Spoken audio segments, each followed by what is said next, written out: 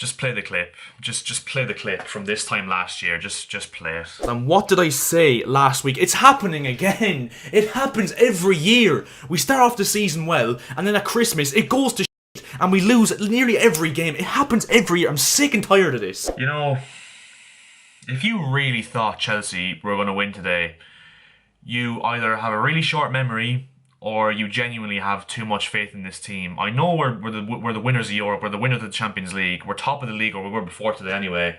We certainly won't be after today, that's for sure.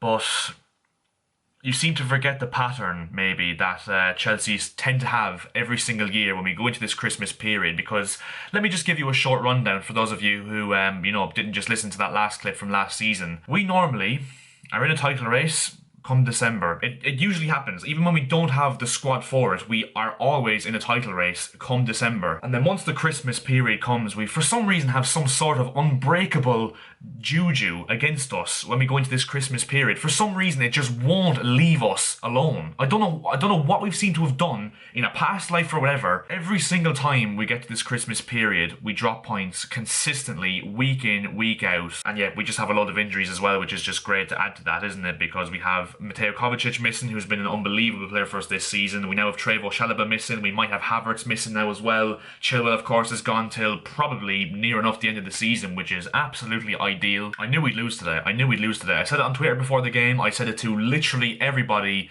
that I spoke to during the week as well. I knew for a fact we'd lose today, because even still, the Christmas juju, and to the fact as well that we have an absolutely appalling record at the Olympic Stadium. Yes, we won there last season, but there was no fans in the ground, so it doesn't really count. I mean, last season was completely null and voided anyway with the no fans. But yeah, if you genuinely thought we were going to, win today, let alone get anything from it, then you need your head checked, to be honest, because the signs were coming as well, to be honest. We were absolutely horrendous against Watford in midweek.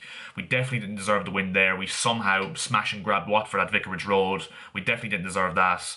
And to be honest, ever since that Leicester game 3-0 win at the King Power Stadium, we have been quite poor, to be fair. We've been really, really sloppy, and defensively we don't look as good as we used to be. Obviously, I'm going to come across as reactionary. I do apologise. I still am very confident about our chances to win the league. I'm just really frustrated with the fact that we might have to go through and endure this absolute hell of a Christmas period once again for another year, which hopefully is not the case. But hopefully this will be a wake-up call for us now. I mean, against United we were really, really poor. Didn't take our chances whatsoever, got caught in the break.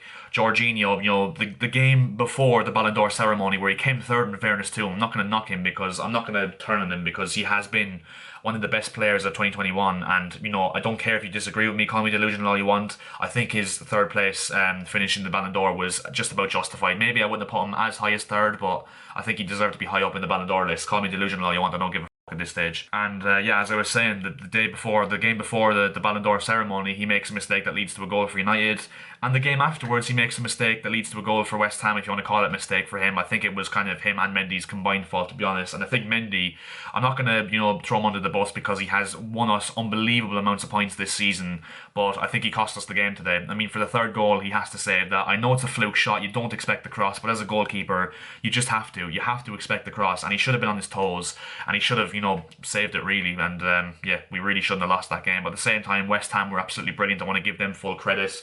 They're a very hard team to play against. I think I won't knock West Ham whatsoever. We have to give them some credit. For as bad as Chelsea were, West Ham are extremely organised, extremely structured. David Moyes has them playing with fight. They play some very good football. When they burst forward in numbers. They're an extremely hard team to play against, especially at the Olympic Stadium. And they definitely deserve their win today, to be honest. I thought Jared Bowen was absolutely unbelievable, worked his socks off. Mikel Antonio, once again, really good. Declan Rice, when are people going to start taking notice of him? I'd love him at Chelsea, to be honest. I think Declan Rice is an absolutely brilliant holding midfield player. And even not still to restrict him as a holding midfield player is probably unfair, because he's very good going forward now as well. I don't even know who we're playing next, to be honest. I think it's Leeds next weekend at home. We should be winning that comfortably, because Leeds have been absolutely horrendous this season so far. Then we have Everton away, which we're definitely going to lose. I mean, we just don't beat Everton. Or is it at home? I'm not even sure, but nevertheless, we play against Everton, who will probably have a new manager bounce at that stage, with Rafa Benitez more than likely going to get sacked if Everton lose against Arsenal on Monday night. Then we have Wolves, I'm pretty sure. And yeah, then of course we're into Boxing Day where we're playing Aston Villa on Boxing Day, and I'm calling it right here. We're losing that on Boxing Day to Aston Villa. 5:30 kickoff at Villa Park. Steven Gerrard getting his revenge on Chelsea. It's just written in the stars, isn't it? And when I call this stuff, unfortunately, more than likely, it comes to fruition. But hopefully I'm wrong in that one, obviously. But I just have a bad feeling about that game against Aston Villa. But nevertheless, that's, Boxing Day's problem. We have to take care of the games beforehand, and we have a not very tough run of games, but a tough run of games in terms of the fact that all the teams we're playing between now and, Boxing Day are teams that we tend to have poor records against, which is absolutely brilliant nonetheless. Which, the moral of the story, if we want to be in some form of title race, come January or come February, we have to be within a point or two of City and or Liverpool, come January. We cannot lose a title race in December like we do every single season. And I'm absolutely sick of it happening. And hopefully now, as I said, this West Ham result will be a wake-up call for us. And the recent form we've been on can be a bit of a wake-up call for us in terms of us actually, copping onto ourselves and trying to properly got the title this season, because I believe we've the squad to do so, but there's just too much things going wrong at this moment in time, and especially with the fact as well Lukaku doesn't seem to be fitting into this system whatsoever, which is definitely worrying, because we have to unlock Lukaku if we want to start scoring goals, because literally our only ever players that score goals now are defenders. I mean, Thiago Silva scored today a really good header, and that's, do you know what, I'm really kind of pissed off as well for Mason Mount, because he scored an absolute beautiful volley, Robin van Persie-esque in his prime. And we're not even talking about it because we lost the game. I mean, that's so frustrating. Mason Mount really deserves credit for the way he played today and against Watford as well.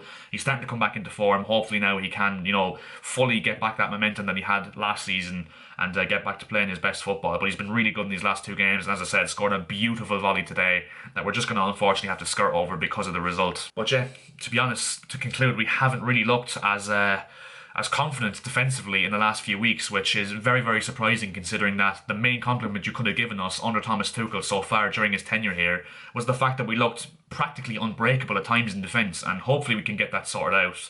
And yeah, I'm basing a lot of things here off hopefully, obviously, but yeah, I guess we just move on to the Leeds game, don't we? But yeah, I think that'll be the end of this video. If you did enjoy this video, make sure to drop a like as per usual. I would appreciate that massively. Leave your take on this game down in the comment section below. Do you still think Chelsea will win the Premier League this season? As I said, I'm still going to stick by my guns and say we will win it, but it all depends on the next 2 or 3 or 4 weeks, to be honest, in terms of the results we do get. But yeah, we'll leave it at that anyway.